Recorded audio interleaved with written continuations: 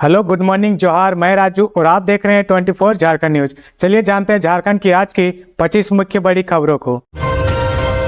दीपावली और छठ पर झारखंड सरकार का महिलाओं को तोहफा।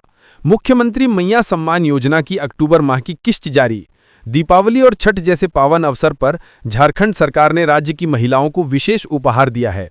मुख्यमंत्री मैया सम्मान योजना के तहत रांची जिले की महिलाओं को अक्टूबर माह की सम्मान राशि का भुगतान किया गया है। जिला जनसंपर्क कार्यालय रांची से प्राप्त जानकारी के अनुसार इस योजना के अंतर्गत रांची जिले की 3,88,406 महिलाओं के बैंक खातों में आधार बेस्ड डायरेक्ट बेनिफिट ट्रांसफर यानी डीबीटी प्रणाली के माध्यम से 2500 रुपये प्रति लाभुक की दर से कुल 97,10,15,000 रुपये की राशि भेजी गई है। ये भुगतान मुख्यमंत्री मैया सम्मान योजना के अंतर्गत अक्टूबर माह की सम्मान राशि के रूप में की गई है। इस पहल का उद्देश्य राज्य की महिलाओं को आर्थिक रूप से सशक्त बनाना और त्योहारों के मौके पर उन्हें आत्मनिर्भरता का अनुभव कराना है। उन्होंने बताया कि जिला प्रशासन ये सुनिश्चित कर रहा है कि सभी पात्र लाभुकों को सम्मान राशि का भुगतान समय पर और पारदर्शी तरीके से मिले। भुगतान प्रक्रिया पूरी तरह डिजिटल माध्यम से की गई है, जिससे किसी प्रकार की त्रुटि या विलंब की संभावना समाप्त हो गई है। जिला प्रशासन की ओर से बताया गया है कि राज्य सरकार की इस योजना से ग्रामीण और शहरी क्षेत्रों की महिलाओं को आर्थिक रूप से मजबूती मिल रही है। योजना के तहत सम्मान राशि का उपयोग महिलाएं पारिवारिक जरूरतों, त्योहार की तैयारियों और स्वयं के उद्यमी कार्यों में कर पा रही हैं। हजारीबाग में दूध बांटकर लौट रहे व्यक्ति को अज्ञात हमलावरों ने मारी गोली, हालत गंभीर, जांच में जुटी पुलिस। हजारीबाग जिले के कटकमदाग थाना क्षेत्र अंतर्गत टाउन रेलवे स्टेशन के समीप रविवार की सुबह उस वक्त हड़कंप मच गया जब अज्ञात अपराधियों ने एक युवक पर गोली चला दी। 2 राउंड फायरिंग में युवक गंभीर रूप से घायल हो गया है। घटना में घायल युवक की पहचान कुद निवासी उमेश प्रजापति के रूप में हुई है। परिजनों के अनुसार उमेश रोज की तरह घर से दूध बांटने निकले थे। लौटते समय रेलवे स्टेशन के पास पहले से घात लगाए अज्ञात हमलावरों ने उन्हें निशाना बनाते हुए 2 गोलियां चलाईं। घायल उमेश को स्थानीय लोगों की मदद से आनंद फानन में हजारीबाग के आरोग्यम अस्पताल लाया गया, जहां उनका इलाज जारी है। डॉक्टरों के अनुसार उनकी हालत गंभीर बनी हुई है। घटना की सूचना मिलते ही एडिशनल एसपी अमित कुमार, सदर एसडीपीओ अमित आनंद, पुलिस निरीक्षक शाहिद रजा और कटकमदाग थाना प्रभारी प्रमोद कुमार राय दल बल के साथ अस्पताल पहुंचे और पूरे मामले की जानकारी ली। सुरक्षा की दृष्टि से अस्पताल परिसर में अतिरिक्त पुलिस बल की तैनाती की गई है। परिजनों ने आशंका जताई है कि ये हमला जमीन विवाद को लेकर किया गया है। उन्होंने प्रशासन से पूरे मामले की निष्पक्ष जांच कर दोषियों के खिलाफ सख्त कार्रवाई की मांग की है। फिलहाल पुलिस मामले की गहन जांच में जुटी हुई है और घटनास्थल के आसपास के सीसीटीवी फुटेज खंगाले जा रहे हैं। दीपावली के दिन झारखंड के इन जिलों में हल्की बारिश की संभावना। राजधानी रांची और आसपास के इलाकों में रविवार को मौसम शुष्क रहा, लेकिन आसमान में रह रहकर बादल आने जाने से दिन भर धूप और छांव के बीच लुका छिपी का खेल चलता रहा। इस बीच मौसम केंद्र के ताजा अपडेट के मुताबिक दीपावली के दिन यानी 24 अक्टूबर को झारखंड के दक्षिणी भाग वाले जिलों में हल्की से मध्यम दर्जे की बारिश हो सकती है। मौसम वैज्ञानिक मुकेश कुमार के अनुसार दक्षिण पूर्वी बंगाल की खाड़ी में निम्न दबाव का क्षेत्र बन रहा है, जो 21 अक्टूबर को डिप्रेशन में बदलकर नॉर्थ वेस्ट की ओर मूव करेगा। इस सिस्टम के प्रभाव से कल यानी दीपावली के दिन झारखंड के दक्षिणी जिलों में हल्की बारिश की संभावना है। झारखंड के दक्षिणी भाग के जिन जिलों में सोमवार को हल्की बारिश की संभावना व्यक्त की गई है, उसमें पूर्वी सिंहभूम, पश्चिमी सिंहभूम, सरायकेला खरसावा, खूंटी और गुमला जिले शामिल हैं। मौसम केंद्र के अनुसार दिवाली के दिन राजधानी रांची में मौसम का मिजाज बेहद सुहावना रहने की उम्मीद है। आसमान में आंशिक बादल छाए रहेंगे, लेकिन तेज गति से हवा या हवा के झोंके चलने की संभावना नहीं है। लिहाजा दीपोत्सव यानी दीप जलाने के लिए सोमवार शाम से रात तक बिल्कुल अनुकूल स्थिति रहेगी। दिवाली के दिन रांची का तापमान 20 डिग्री सेल्सियस से 30 डिग्री सेल्सियस के बीच रहने की उम्मीद है। इसके साथ ही 23 अक्टूबर को राज्य के मध्य भाग वाले जिलों में हल्की बारिश की संभावना है। मौसम वैज्ञानिक मुकेश कुमार के अनुसार 23 अक्टूबर को भी झारखंड के मध्य भाग वाले जिलों जैसे हजारीबाग, चतरा, रांची, रामगढ़, लातेहार और आसपास के जिलों में हल्की बारिश की संभावना बनी हुई है। रामगढ़ में मोटरसाइकिल शोरूम में चोरी, सीसीटीवी कैमरे में कैद हुई चोर की हरकत। रामगढ़ शहर के टायर मोड़ स्थित मोटरसाइकिल के शोरूम में चोरी की वारदात हुई है। चोर ने शोरूम के कैश काउंटर में रखे लगभग 5 लाख रुपए नगद पर हाथ साफ किया है। हालांकि चोर की करतूत सीसीटीवी कैमरे में कैद हो गई है। घटना की जानकारी मिलने के बाद रामगढ़ पुलिस मौके पर पहुंचकर जांच में जुट गई है। धनतेरस की रात करीब 12 बजे रात तक चारों ओर चहल पहल थी। बावजूद इसके शोरूम में चोरी हो गई। सीसीटीवी फुटेज में दिख रहा है कि टायर मोड़ स्थित मोटरसाइकिल शोरूम में चोर महिला शौचालय का वेंटिलेटर तोड़कर अंदर प्रवेश करता है और चोरी की वारदात को अंजाम देता है, जबकि शोरूम के बाहर दो प्राइवेट सिक्योरिटी गार्ड की तैनाती थी। सीसीटीवी फुटेज में दिख रहा है कि चोरी करने वाले शख्स ने सफेद हुडी टी शर्ट और सफेद पैंट पहन रखा है। उसके चेहरे पर मास्क और आंखों में चश्मा नजर आता है। चोरी करने के बाद वह कैश रूम का दरवाजा तोड़कर बाहर निकलता है और कैश काउंटर से निकाले गए रुपए बैग में डाल फिर से उसी रास्ते से फरार हो जाता है। इधर रविवार सुबह जब कर्मियों ने शोरूम का गेट खोला तो देखा कि कैश काउंटर का गेट टूटा हुआ है और कैश काउंटर भी क्षतिग्रस्त है। इसके बाद पूरी वारदात की जानकारी शोरूम के संचालक को दी गई। शोरूम के संचालक ने शोरूम पहुंचकर पूरे मामले को समझा और सीसीटीवी फुटेज देखा, जिसमें स्पष्ट रूप से एक शख्स चोरी करते नजर आया। जिसके बाद शोरूम संचालक ने घटना की जानकारी रामगढ़ एसडीपीओ परमेश्वर प्रसाद को दी। जानकारी मिलने पर एसडीपीओ मौके पर पहुंचे और जांच शुरू कर दी। उन्होंने मोटरसाइकिल शोरूम में लगे सीसीटीवी कैमरे के फुटेज को भी खंगाला। इस संबंध में शोरूम के संचालक ने बताया कि सुबह जब कर्मियों ने शोरूम को खोला तब कैश काउंटर टूटा हुआ दिखा। इसकी सूचना मुझे दी गई। मौके पर जब पहुंचे तो देखा कि कैश काउंटर के अंदर रखे रुपए गायब थे, साथ ही कैश काउंटर क्षतिग्रस्त था। कैश काउंटर की खिड़की क्षतिग्रस्त थी, साथ ही महिला शौचालय का वेंटिलेटर भी टूटा हुआ था। इसके बाद पूरे मामले की जानकारी पुलिस को दी गई। उन्होंने कहा कि करीब 5 लाख रुपए की चोरी का अनुमान है। घटना की गंभीरता को देखते हुए रामगढ़ एसडीपीओ परमेश्वर प्रसाद खुद घटनास्थल पर पहुंचे और सीसीटीवी के साथ साथ घटनास्थल का बारीकी से मुआयना किया। उन्होंने कहा कि तकनीकी तौर पर भी चोरी की वारदात की जांच की जा रही है। साथ ही साथ सीसीटीवी वीडियो के आधार पर संदिग्ध लोगों की पहचान करने में पुलिस जुटी हुई है। जल्द ही मामले का खुलासा कर लिया जाएगा। रेस्टोरेंट मालिक की हत्या करने वाले अपराधी के साथ रांची पुलिस की मुठभेड़। लगी गोली। चौपाटी रेस्टोरेंट के मालिक की गोली मारकर हत्या करने वाले अपराधी की रांची पुलिस के साथ मुठभेड़ हुई है। मुठभेड़ की घटना रविवार रात कांके थाना क्षेत्र के सुकुरहुटू स्थित आईटीबीपी कैंप के आसपास हुई है। पुलिस के साथ हुई मुठभेड़ में विजय नाग की हत्या करने के मुख्य आरोपी अभिषेक सिंह को गोली लगी है। उल्लेखनीय है कि शनिवार की देर रात अभिषेक सिंह ने चौपाटी रेस्टोरेंट के मालिक विजय नाग की गोली मारकर हत्या कर दी थी, जिसके बाद वह मौके से फरार हो गया था। मामले की गंभीरता को देखते हुए एसएसपी राकेश रंजन ने फरार हुए अपराधियों की गिरफ्तारी के लिए एक विशेष टीम का गठन किया था। एसएसपी द्वारा गठित टीम घटना में शामिल अपराधियों की गिरफ्तारी के लिए लगातार संभावित ठिकानों पर छापेमारी कर रही थी। इसी दौरान पुलिस को सूचना मिली कि अभिषेक आईटीबीपी कैंप के आसपास छिपा है। सूचना के आधार पर पुलिस की टीम जैसे ही मौके पर पहुंची, अभिषेक ने पुलिस पर गोलीबारी शुरू कर दी। इसके बाद पुलिस ने भी जवाबी कार्रवाई की। इस कार्रवाई में अभिषेक को गोली लगी है। वहीं इस घटना में शामिल अन्य आरोपियों की गिरफ्तारी के लिए पुलिस संभावित ठिकाने पर लगातार ताबड़तोड़ छापेमारी कर रही है। उल्लेखनीय है कि पिछले 10 दिनों के अंतराल पर रांची पुलिस के साथ हुई मुठभेड़ में कुल 5 अपराधियों को गोली लगी है। गिरिडीह के जमुआ में दुबे नर्सिंग होम में बवाल। मरीज के परिजनों और अस्पताल कर्मियों के बीच मारपीट, कई लोग घायल। जमुआ थाना क्षेत्र के दुबे नर्सिंग होम में रविवार को इलाज के दौरान हुई कहासुनी ने बड़ा रूप ले लिया। मरीज के परिजनों और नर्सिंग होम कर्मियों के बीच जमकर मारपीट हो गई। इस घटना में दोनों पक्षों के कई लोग घायल हुए हैं। घायलों में मोहम्मद अफजल, हारून रशीद, बेलाल, मेराज, सरताज समेत कई लोग शामिल हैं, जिन्हें गिरिडीह सदर अस्पताल में भर्ती कराया गया है। घायलों का आरोप है कि नर्सिंग होम के मालिक राजेश दुबे और उनके बाउंसरों ने लाइन में लगने को लेकर कहासुनी के बाद जबरन मारपीट की। सभी लोग जमुआ थाना क्षेत्र के लताकी गांव के रहने वाले बताए जा रहे हैं। वहीं नर्सिंग होम संचालक राजेश दुबे ने इस आरोप को पूरी तरह से खारिज किया है। उन्होंने बताया कि एक बड़े समूह में लोग उनके अस्पताल पहुंचे और उनसे रंगदारी की मांग करने लगे। जब उन्होंने पैसे देने से इनकार किया तो उन लोगों ने अस्पताल स्टाफ के साथ मारपीट शुरू कर दी। इस दौरान अस्पताल के कई कर्मचारी घायल हो गए, जिनमें से एक की हालत गंभीर है और उसे धनबाद रेफर किया गया है। घटना की सूचना मिलने के बाद पुलिस मौके पर पहुंची और दोनों पक्षों के बयान दर्ज किए हैं। फिलहाल जमुआ थाना पुलिस मामले की जांच में जुटी हुई है। रेल टेका आंदोलन के आरोपियों की रिहाई के लिए विधायक महतो करेंगे पहल, पीड़ितों से की मुलाकात।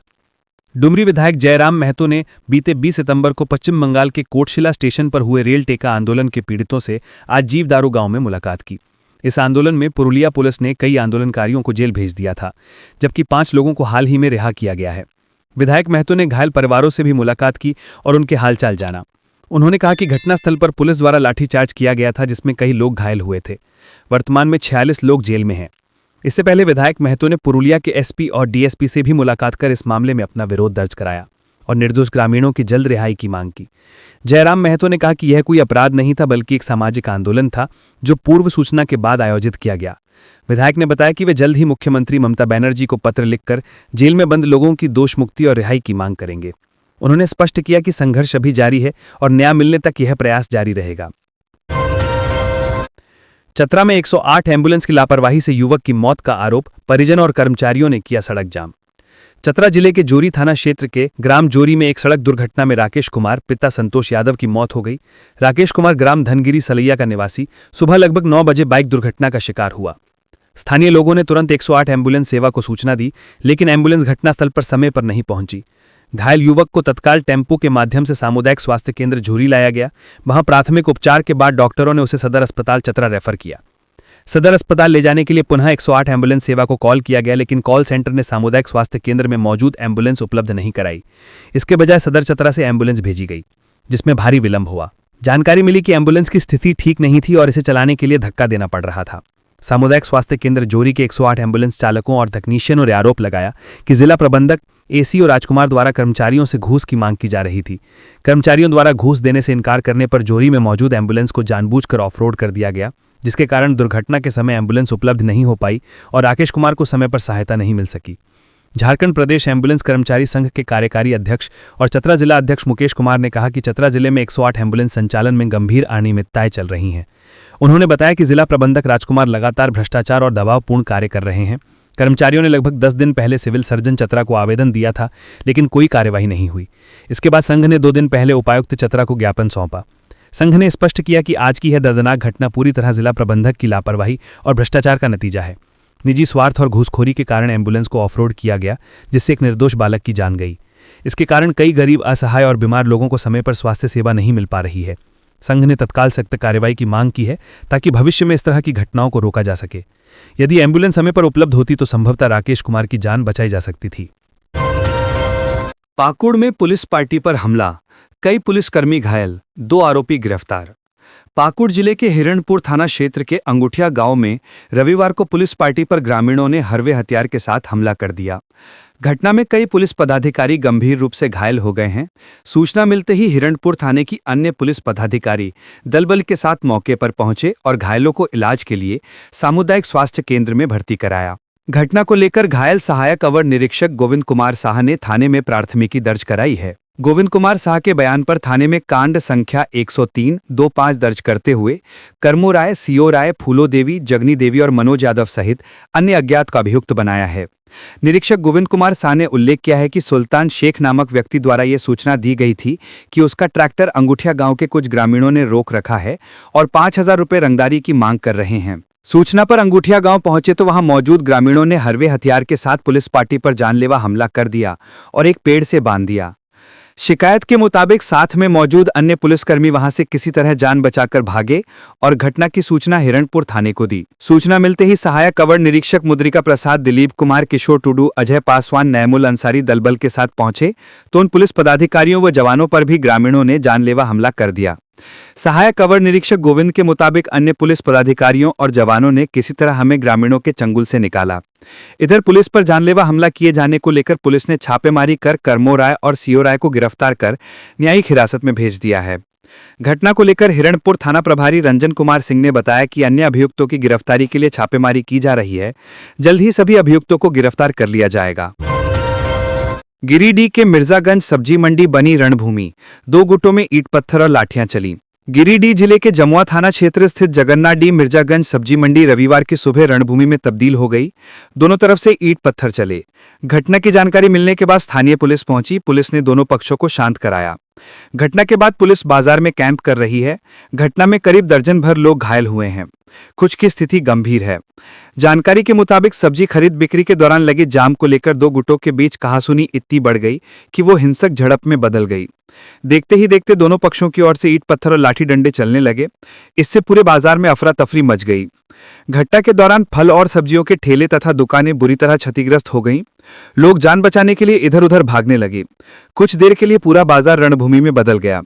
प्रत्यक्षदर्शियों के अनुसार दोनों पक्षों के करीब 1 दर्जन से अधिक लोग घायल हुए हैं, जिनमें से कुछ की स्थिति गंभीर बताई जा रही है। जानकारी के मुताबिक घटना की सूचना मिलते ही जमुआ थाना प्रभारी पुलिस बल के साथ मौके पर पहुंचे और काफी मशक्कत के बाद स्थिति को नियंत्रित किया। पुलिस ने दोनों पक्षों को समझा बुझाकर मामला शांत कराया। बाद में दोनों ही गुटों ने थाना पहुंचकर एक दूसरे पर मारपीट और रंगदारी मांगने के आरोप लगाए। फिलहाल जमुआ पुलिस मामले की छानबीन कर रही है। दोनों पक्षों के बयान दर्ज कर आगे की कार्रवाई कर रही है। सुदेश महतो ने बाबूलाल सोरेन के समर्थन में की सभा, किया दावा घाटशिला में एनडीए प्रत्याशी की जीत तय। आजसू पार्टी के केंद्रीय अध्यक्ष एवं पूर्व उप मुख्यमंत्री सुदेश महतो ने कहा है कि घाटशिला की जनता बदलाव चाहती है और ठगबंधन की सरकार से मुक्ति चाहती है। उन्होंने घाटशिला टाउन हॉल में आजसू के विधानसभा स्तरीय बूथ सम्मेलन में मुख्य अतिथि के रूप में कार्यकर्ताओं को संबोधित करते हुए कहा कि एनडीए प्रत्याशी बाबूलाल सोरेन की जीत सुनिश्चित है। सम्मेलन में प्रत्याशी बाबूलाल सोरेन भी उपस्थित थे। महतो ने कहा कि हेमंत सरकार ने विगत 6 वर्षों में बालू कोयला की लूट और भ्रष्टाचार को प्रश्रय दिया है, जिससे जनता ठगा महसूस कर रही है। उन्होंने कहा कि झारखंड की जनता को सवाल पूछने का भी अधिकार नहीं, क्योंकि यहां लोकतंत्र नहीं राजतंत्र चल रहा है। इस कारण सूचना आयोग को निष्क्रिय कर दिया गया है। महतो ने कहा कि इस उपचुनाव में जनता वोट के माध्यम से हेमंत सरकार को जवाब देगी। उन्होंने कहा कि राज्य विकास में पीछे छूट गया है, ये सामाजिक समरसता को खराब करने वाली सरकार है। महतो ने कहा कि एनडीए जीतेगा तो राज्य में अवैध वसूली बंद होगी।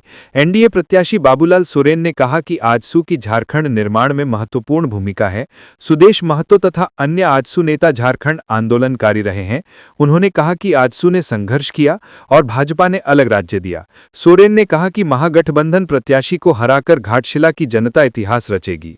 पूर्व मंत्री रामचंद्र सहेस ने कहा कि आजसू कार्यकर्ता गांव-गांव जाकर लोगों को जागरूक करे और एनडीए प्रत्याशी बाबूलाल सोरेन के पक्ष में माहौल तैयार करे।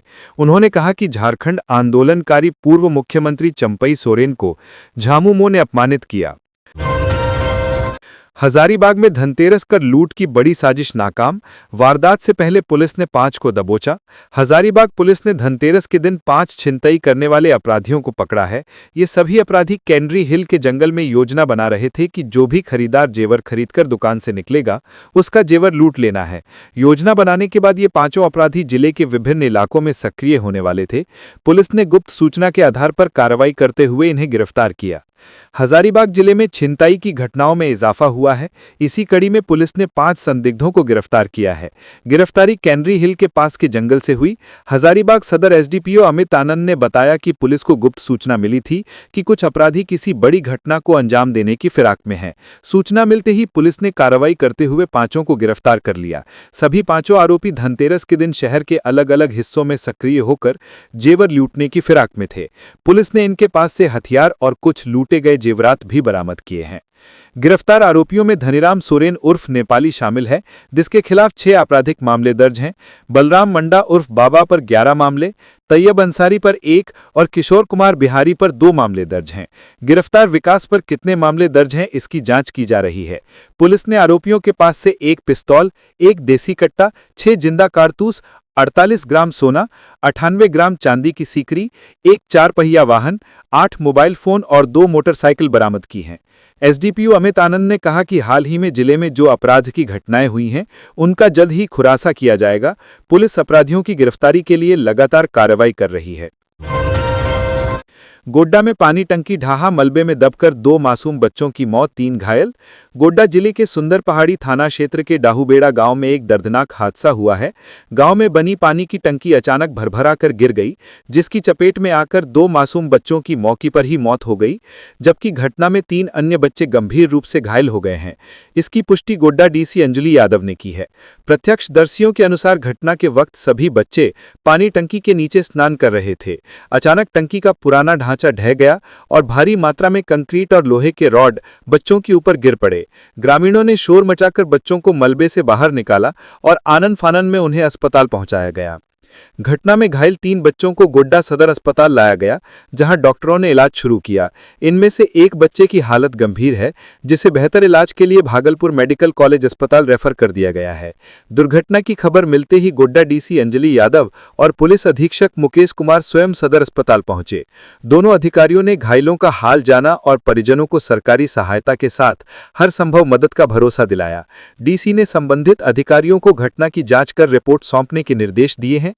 हादसे के बाद पूरे डाहूबेड़ा गांव में शोक की लहर दौड़ गई है। मृतक बच्चों के परिजनों का रो रो कर बुरा हाल है। ग्रामीणों का कहना है कि टंकी की नींव कमजोर थी और लंबे समय से मरम्मत की जरूरत थी, लेकिन संबंधित विभाग की ओर से ध्यान नहीं दिया गया। डीसी अंजलि यादव मौके पर स्थिति को खुद देख रही हैं। उन्होंने कहा है कि पानी टंकी निर्माण की गुणवत्ता की जांच की जाएगी और यदि इसमें लापरवाही या तकनीकी खामी पाई गई तो जिम्मेदार लोगों और विभागीय पदाधिकारियों के खिलाफ सख्त कार्रवाई की जाएगी। इस दौरान एसपी मुकेश कुमार मौजूद थे। मवेशी चोरी के संदेह में युवक की पीट कर हत्या, 3 आरोपी गिरफ्तार। चिनिया थाना क्षेत्र के सेमरटांड के जंगल में 16 अक्टूबर को सुशील कोरवा का शत शव बरामद होने के बाद मामले ने सनसनी फैला दी। सुशील राजेंद्र कोरवा के पुत्र 11 अक्टूबर से लापता थे। मृतक के परिजनों ने हत्या की प्राथमिकी दर्ज कराई थी। इस हत्याकांड का खुलासा अनुमंडल पुलिस पदाधिकारी रोहित रंजन सिंह ने रविवार को किया। उन्होंने बताया कि सुशील कोरवा की गुमशुदगी की सूचना मिलने के बाद विशेष जांच दल का गठन किया गया था। लगातार जांच के बाद 17 अक्टूबर को कुसुमदामर झाड़ी से उनका शव बरामद हुआ। पुलिस ने मृतक के पिता के बयान पर प्राथमिकी दर्ज की और त्वरित कार्रवाई करते हुए नामजद अभियुक्त रोहित कुमार यादव, संतोष यादव और कोमल यादव को गिरफ्तार किया। अभियुक्तों की निशानदेही पर घटना में प्रयुक्त 3 लाठियां, मृतक के कपड़े, मोबाइल और चप्पल बरामद किए गए। अन्य आरोपियों की गिरफ्तारी के लिए छापेमारी जारी है। जांच में सामने आया कि 12 अक्टूबर की रात करीब 3 बजे सुशील कोरवा गढ़वा से कार्यक्रम देखकर दोस्तों के साथ चिनिया लौट रहे थे। घर न जाकर वे अभियुक्त रोहित यादव के भत्थान पर भैंस के पास खड़े हुए। इस दौरान रोहित यादव ने उन्हें भैंस चोरी के संदेह में लाठी से पीटना शुरू कर दिया और चोर चोर का शोर मचाया। हल्ला सुनकर संतोष यादव और कोमल यादव भी मौके पर पहुंचे और तीनों ने मिलकर सुशील कोरवा को बेरहमी से पीटा, जिससे उसकी मौत हो गई। पुलिस के अनुसार बाद में तीनों ने शव को झाड़ी में छिपा दिया और मृतक का कपड़ा, मोबाइल व चप्पल उसके भाई को सौंप दिए ताकि सच्चाई छुपाई जा सके। अनुमंडल पुलिस पदाधिकारी रोहित रंजन सिंह के नेतृत्व में गठित टीम ने 48 घंटे के भीतर इस हत्याकांड का खुलासा कर दोषियों को पकड़ लिया। जामताड़ा में इरफान अंसारी की अनोखी पहल, दीपावली पर साड़ी व मिठाई बांटकर दिया भाईचारे का संदेश। स्वास्थ्य मंत्री डॉक्टर इरफान अंसारी ने दीपावली के पावन अवसर पर जामताड़ा के चंद्रढीपा में आयोजित एक विशेष कार्यक्रम में समाज में भाईचारे, एकता और सौहार्द का संदेश देते हुए सैकड़ों बहनों एवं माताओं के बीच साड़ी और मिठाई का वितरण किया। इस कार्यक्रम ने न केवल त्योहार की खुशियों को साझा करने का कार्य किया, बल्कि समाज के उपेक्षित तबकों तक भी प्रेम और समानता की रोशनी पहुंचाई। डॉक्टर अंसारी ने कार्यक्रम को संबोधित करते हुए कहा कि मेरी यही कामना है कि दीपावली हर घर में खुशहाली लेकर आए। सभी लोग नए वस्त्र पहने, मिठाई बांटें, पटाखे फोड़ें और इस पर्व को बिना किसी भेदभाव के मिलजुल कर मनाएं। यही असली भारत की तस्वीर है। उन्होंने कहा कि त्योहार किसी एक धर्म का नहीं बल्कि मानवता का उत्सव होते हैं और हमें ऐसे मौकों पर समाज में प्रेम, एकता और समानता का संदेश फैलाना चाहिए। डॉक्टर अंसारी ने आगे कहा कि जो लोग धर्म के नाम पर समाज को बांटने की कोशिश करते हैं, उन्हें समाज से जवाब मिलना चाहिए और वो जवाब है एकता और भाईचारा। मंत्री जी ने दीपावली एवं छठ पर्व की शुभकामनाएं देते हुए कहा कि हर घर में खुशहाली लाना ही मेरा संकल्प है। मैं हर साल चंद्रढीपा आता हूं क्योंकि यहाँ के लोगों का स्नेह ही मेरी सबसे बड़ी ताकत है। ये इलाका मेरे दिल के बहुत करीब है। आदिवासी और मूलवासी समाज ने हर परिस्थिति में मेरा साथ दिया है। मैं उनके विश्वास का ऋणी हूँ। डॉक्टर अंसारी ने राज्य सरकार की उपलब्धियों पर प्रकाश डालते हुए कहा कि आज झारखंड में हेमंत सोरेन जी की सरकार गरीबों, मजदूरों और किसानों की सरकार है। 20 वर्षों का जो दर्द जनता ने झेला था, उससे अब मुक्ति मिल रही है। विकास का लाभ सीधे गांव-गांव तक पहुंच रहा है। मौके पर मौजूद ग्रामीणों, पंचायत प्रतिनिधियों और महिला समूहों ने डॉक्टर अंसारी की जनसेवा भावना और जमीनी कार्यशैली की जमकर सराहना की। लोगों ने कहा कि मंत्री जी की सबसे बड़ी विशेषता यह है कि वे हर वर्ग के सुख दुख में व्यक्तिगत रूप से साथ खड़े रहते हैं। डॉक्टर अंसारी ने कार्यक्रम के अंत में आश्वस्त किया कि वे जामताड़ा को विकास, शिक्षा, स्वास्थ्य और खेल के क्षेत्र में राज्य का अग्रणी जिला बनाने के लिए निरंतर कार्य करते रहेंगे। कुएं से मिला युवक का शव, मौत का रहस्य सुलझाने में जुटी पुलिस। रांची के मांडर थाना क्षेत्र के तत्कुंडो सरना टोली में रविवार सुबह एक कुएं से युवक का शव बरामद किया गया। शव मिलने की सूचना पर स्थानीय लोगों में अफरा तफरी मच गई। मौके पर पहुंची मांडर थाना पुलिस ने शव को बाहर निकलवाया और जांच शुरू की। मिली जानकारी के अनुसार मृतक की पहचान बैंकुली निवासी बिरसा ओराम के रूप में हुई है। फिलहाल मौत के कारणों का पता नहीं चल सका है। पुलिस ने शव को पोस्टमार्टम के लिए भेज दिया है और मामले की जांच में जुट गई है। ग्रामीणों के अनुसार युवक बीते 1-2 दिन से लापता था। पुलिस सभी पहलुओं पर जांच कर रही है कि ये हत्या है या हादसा। मांडर पुलिस ने बताया कि पोस्टमार्टम रिपोर्ट आने के बाद ही मौत के वास्तविक कारणों का पता चल सकेगा। देवघर में बिजली विभाग का अजब कारनामा, बिना कनेक्शन के ही लगा दिया 20,000 रुपए का जुर्माना।